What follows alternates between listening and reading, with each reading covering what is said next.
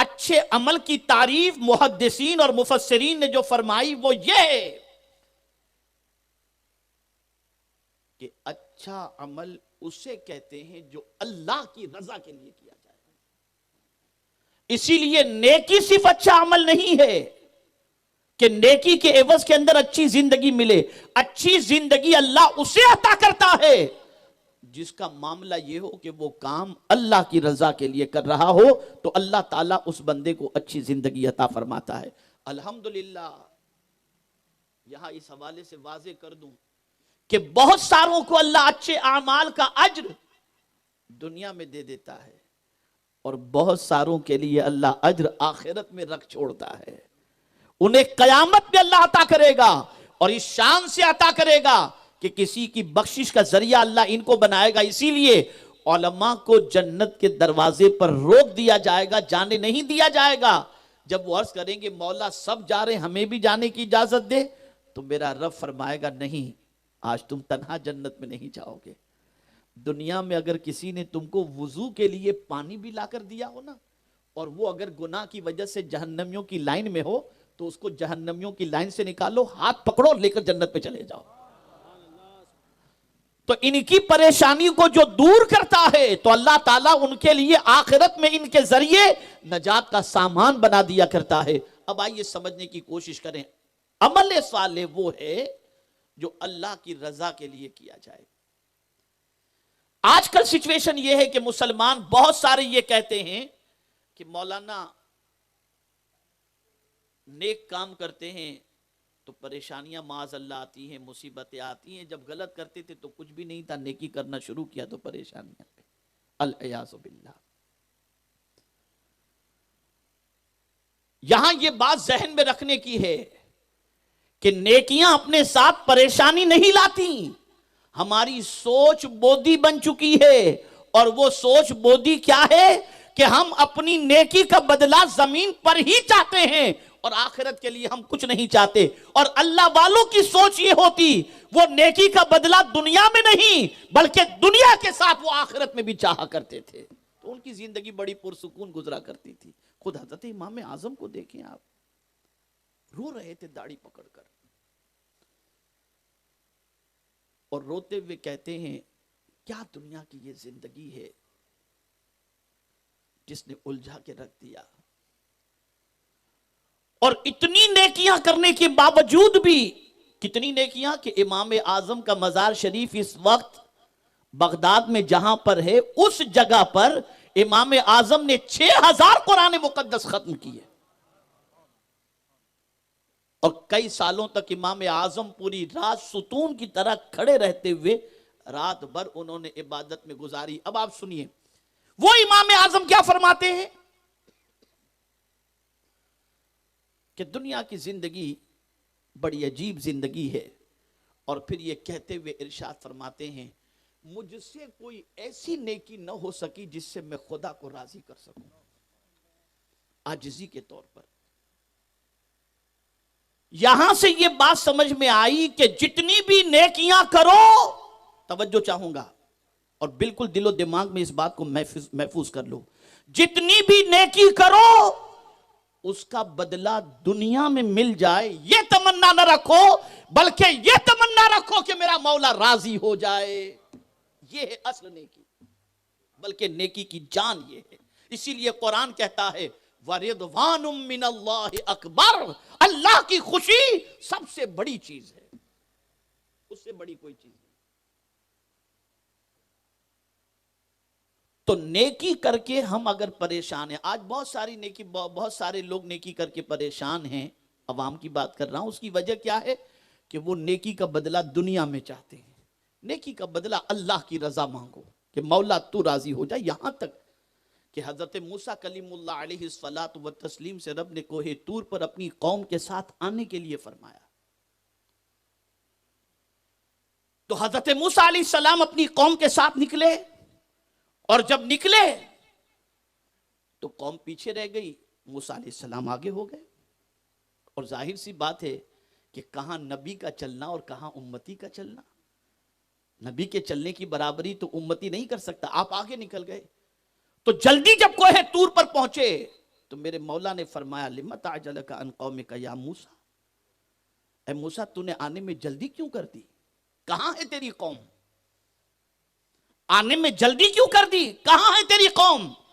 تو حضرت موسیٰ علیہ السلام نے جو جواب دیا سنیے، عرض کرتے ہیں قال ہم اولائی علی اثری، میری قوم میرے پیچھے آ رہی ہے، اور میرے مولا تو نے پوچھا ہے کہ میں جلدی کیوں آیا، تو میرے جلدی آنے کا مقصد بس ایک ہی ہے کہ میرے مولا میں جلدی اس لیے آیا، قال ہم اولائی علی اثری وعجلت الیک ربی لترضی، میں جلدی اس لیے آیا تاکہ تو راضی ہو جا، تو راضی ہو جا۔ یہاں سے یہ بات سمجھ میں آئی کہ انبیاء ہوں یا اولیاء ہوں، وہ کوئی کام اپنی خوشی کے لیے یا دنیا میں اجر کے لیے نہیں بلکہ اللہ کی رضا کے لیے کیا کرتے تھے، اللہ کی خوشنودی کے لیے، اللہ کو راضی کرنے کے لیے۔ میرے پیارے آقا صلی اللہ تعالی علیہ وسلم کے پیارے دیوانوں، یہاں تک کہ تبلیغ کا کام، دعوت دین کا کام بھی دنیا کے لیے نہیں۔ خود رسول اعظم صلی اللہ علیہ وسلم نے فرمایا لا اسألکم علیہ اجرا، میں جو تم تک اللہ کا پیغام پہنچا رہا ہوں اس کا بدلہ مجھے تم سے کچھ نہیں چاہیے، الا المودۃ فی القربى، بس میری قرابت داروں سے محبت کرنا۔ دیگر انبیاء نے کہا کہ ہم اگر تمہارے پاس دین کی دعوت پیش کرتے ہیں لا اسألکم علیہ اجرا ان اجری الا علی رب العالمین، ہمارا اجر تو ہمارا مولا ہمیں عطا فرمائے گا۔ تو اللہ والوں کا سب کام، بلکہ ہم نماز پڑھتے ہیں تو زبان سے خالی کہتے ہیں واسطے اللہ تعالیٰ کے، کہتے ہیں نا، اس لیے کہ مجھے نکاح کی طرف آنا ہے تھوڑا سا، میں سمجھاتا ہوا تمہید کے ساتھ چلوں، کہتے ہیں نا 2 رکعت فرض منہ میرا کعبہ شریف کی طرف واسطے اللہ تعالیٰ کے، اس نیت سے پڑھتے ہیں، نیت کرتے ہو نماز پڑھتے ہیں۔ اب یہ تو زبان سے کہتے ہیں لیکن سوچ وہاں تک نہیں پہنچتی کہ ہم کس لیے پڑھ رہے ہیں۔ کبھی ایسا ہوتا ہے فرض سے سبک دوشی کے لیے، کہیں ایسا ہوتا ہے کہ نماز پڑھیں گے تو مال ملے گا، کہیں کیا کہیں کیا کہیں کیا، پتہ نہیں کیا کیا نیت۔ یہ واسطے اللہ تو صرف زبان سے کہا جا رہا ہے، پریکٹیکل زندگی میں اگر دیکھیں تو کہیں دور تک اللہ کے لیے کام ہمارا نظر نہیں آئے گا۔ حج کس کے لیے؟ تو قرآن کہتا ہے وَلِلَّهِ عَلَى النَّاسِ حِجُّ الْبَيْتِ وَأَتِمُّوا الْحَجَّ وَالْعُمْرَةَ لِلَّهِ، بلکہ حضور نے تو یہاں تک کہہ دیا ان صلاتی و نسکی و محیای و مماتی للہ رب العالمین، کہ میری نماز، میری قربانی، میرا جینا، میرا مرنا، یہ سب کچھ اللہ کے لیے ہے۔ یہ حضور کی زندگی تھی، کچھ بھی اپنے لیے نہیں، ہر کام میں اللہ کی رضا، ہر کام میں اللہ کی رضا۔ اب یہاں ایک سوال میں آپ سے پوچھتا ہوں، سب چیزوں کے لیے نیت ہے، روزے کے لیے نیت، حج کے لیے نیت، زکوٰۃ کے لیے نیت، نماز کے لیے نیت، نکاح کے لیے کیا نیت ہے؟ تو اگر امت مسلمہ سے سوال پوچھا جائے کہ نکاح کے لیے کیا نیت ہے، تو سوائے خواہش پوری کرنے کی اور کوئی تمنا دل و دماغ میں نہیں ہوتی اور نہ کوئی نیت ہوتی ہے۔ یہاں تک صوفیہ فرماتے ہیں کہ اگر، بلکہ صدر الشریعہ علیہ الرحمت والرضوان نے فرمایا کہ اگر کوئی شخص صرف خواہش پوری کرنے کی نیت سے نکاح کر رہا ہے تو نکاح تو ہو جائے گا، سنت کا ثواب نہیں ملے گا۔ اس لیے جب نکاح کرو تو پہلے یہ ارادہ کرو ہم اپنے نبی کی سنت پر عمل کرنے کے لیے نکاح کر رہے ہیں، نبی کی سنت۔ اور امام غزالی رحمت اللہ تعالی علیہ نے تو نکاح سے پہلے کئی نیتیں بتائیں۔ آپ فرماتے نکاح سے پہلے یہ نیت کرو کہ ہم اس لیے نکاح کر رہے ہیں کہ اللہ تعالیٰ نکاح کے ذریعے جو اولاد عطا فرمائے اس اولاد کو اللہ ہماری نجات کا ذریعہ بنا دے۔ ہم نکاح اس لیے کر رہے ہیں کہ بیوی کے منہ کے اندر حلال کا لقمہ رکھیں تاکہ اللہ اس پر ہمیں صدقے کا ثواب عطا فرمائے۔ ہم نکاح اس لیے کر رہے ہیں، بلکہ ایک مقام پر حضور نے فرمایا اللہ اکبر، یہ ہر دولہا دلہن اور ہر شادی شدہ ذہن کے اندر رکھے۔ آقا کریم صلی اللہ علیہ وسلم ارشاد فرماتے ہیں کہ 3 قسم کے لوگ ایسے ہیں جن کی مدد کا ذمہ اللہ نے خود سے اپنے اوپر لازم کر لیا ہے کہ میں ان کی ضرور مدد کروں گا۔ خود سے اللہ پر کوئی لازم نہیں کر سکتا، اللہ نے خود سے اپنے اوپر لازم کر لیا ہے کہ میں ان کی مدد کروں گا۔ ان میں سے ایک کون ہے؟ تو آقا کریم صلی اللہ علیہ وسلم فرماتے ہیں الناکح الذی یرید بہ العفاف، نکاح کرنے والا اس نیت سے نکاح کرے کہ میں اپنے دامن کو گناہوں سے پاک رکھوں گا، اللہ کے رسول فرماتے ہیں اس کی مدد کا ذمہ اللہ نے خود سے اپنے اوپر لے لیا ہے کہ میں اس کی مدد کروں گا۔ ہے کوئی ایسی نیت کرنے والا؟ الا ماشاء اللہ۔ بلکہ نکاح کے وقت ہی نہ جانے کیا کیا حرکتیں ہوتی ہیں اور کیا کیا سسٹم ہوتا ہے اور کیا کیا گانے گائے جاتے ہیں اور کیا کیا گناہ ہوتے ہیں، اللہ رحم و کرم فرمائے۔ تو دامن کو پاک رکھنے کی نیت تو نکل گئی، بس خواہش پوری کرنا، اس کے علاوہ نتھنگ، کوئی چیز نہیں۔ تو نکاح سے پہلے یہ نیت، بلکہ یہ بھی نیت ہونی چاہیے کہ کثرت پر حضور فخر فرمائیں گے تو نکاح کے ذریعے اللہ مجھے اولاد عطا کرے گا، تو میری اولاد کی وجہ سے قیامت میں حضور کثرت امت پر فخر کریں گے، یہ نیت ہونی چاہیے۔ تو عمل صالح کسے کہتے ہیں، اسے ذہن میں رکھیں۔ عمل صالح، نیک عمل اسے کہتے ہیں جو اللہ کی رضا کے لیے کیا جائے۔ بہت غور سے سمجھیے گا، کس کے لیے کیا جائے؟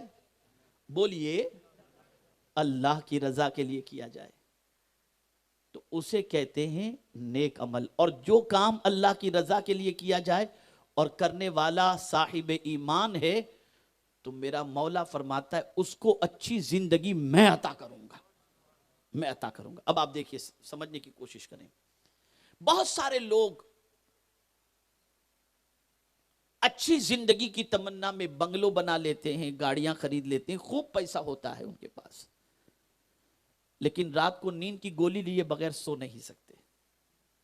تو اچھی زندگی تو نہیں ہوئی ان کی۔ پتہ چلا مولا چاہے تو محلات والوں کو اچھی زندگی عطا کر دے اور مولا چاہے تو غریب کو اچھی زندگی عطا فرما دے۔ تو محل میں رہنے والا شخص، بنگلوں میں رہنے والا شخص، اسے بھی اللہ چاہے تو اچھی زندگی عطا فرما دے۔ اچھی زندگی سے مراد کیا ہے؟ وہ سکون کے ساتھ سوئے، اس کے دماغ میں کوئی ٹینشن نہ ہو، آرام کی نیند آئے اور گھر کے اندر کوئی اس قسم کی تکلیف نہ ہو اور آرام کی زندگی گزرتی ہو اور اللہ عز و جل کی رضا کے لیے وہ عبادت و ریاضت کرتا ہو، اللہ اسے اچھی زندگی عطا فرماتا ہے۔ لیکن اگر کوئی شخص دنیا کو دکھانے کے لیے دولت کمائے، دنیا کے حصول کے لیے دولت کمائے، عزت و سربلندی کے لیے دولت کمائے، وقار اور آبرو کے لیے دولت کمائے، لوگوں میں بڑائی کے لیے دولت کمائے، تو اس کو اللہ اچھی زندگی نہیں عطا کرتا۔ لیکن اگر اس نیت سے دولت کمائے کہ مولا تو مجھے گھر بھی عطا کر، مجھے گاڑی بھی عطا کر، مجھے دولت بھی عطا کر، تاکہ اس دولت کے ذریعے میں تیری رضا حاصل کر سکوں، غریبوں کی مدد کر سکوں، پریشان حالوں کی مدد کر سکوں، مصیبت زدوں کی مصیبت دور کر سکوں۔ اللہ اکبر! جب کوئی بندہ اس نیت سے دولت کماتا ہے اور دولت جب خرچ کرتا ہے تو اللہ تعالیٰ اس کے دل کو سکون کی دولت عطا فرما دیتا ہے، اطمینان کی دولت عطا فرما دیتا ہے۔ لیکن میں آپ کو بتاؤں، اگر کوئی دولت کمائے اور اس کے اندر تکبر آ جائے، اسے چین کی نیند نہیں آئے گی۔ اگر کوئی دولت کمائے، اس کے دل میں حسد پیدا ہو گیا، اسے چین کی نیند نہیں آئے گی۔ اگر کوئی دولت کمائے اور اس کے اندر غرور آ گیا، اسے چین کی نیند نہیں آئے گی، اس کی زندگی میں سکون نہیں آئے گا۔ اور پھر کبھی اس اکڑنے والے بندے کی زندگی سے دولت رخصت ہوگی تو دنیا کہے گی بڑا اکڑتا تھا، اب دیکھو اسے۔ لیکن اگر کوئی دولت مند ہے، غریبوں میں پیسے لٹا رہا ہے، مسجد کے لیے پیسے لٹا رہا ہے، غریبوں کی شادی میں پیسے دے رہا ہے، مستحقین کو دولت دے رہا ہے، بیماروں کی مزاج پرسش کر رہا ہے، علاج و معالجے کے اندر رقم دے رہا ہے، تو اللہ نہ کرے اگر کبھی اسے مصیبت آ بھی گئی تو ہر غریب دعا کرے گا، اے اللہ اس کی مصیبت ٹال دے کہ یہ تو غریبوں کا مسیحا ہے، اس کی وجہ سے نہ جانے کتنوں کی پریشانیاں اللہ تو دور فرماتا تھا۔ تو اچھی زندگی یہ ہے۔ اللہ فقر جس کے گھر کے اندر ہے چاہے تو اسے بھی اچھی زندگی عطا کر دے، اور اللہ عز و جل جس کے پاس دولت ہے، سب کچھ ہے، چاہے تو اس کی زندگی سے سکون چھین لے، اس لیے کہ اچھی زندگی کوئی نہیں دے سکتا، اچھی زندگی اللہ عز و جل عطا فرماتا ہے۔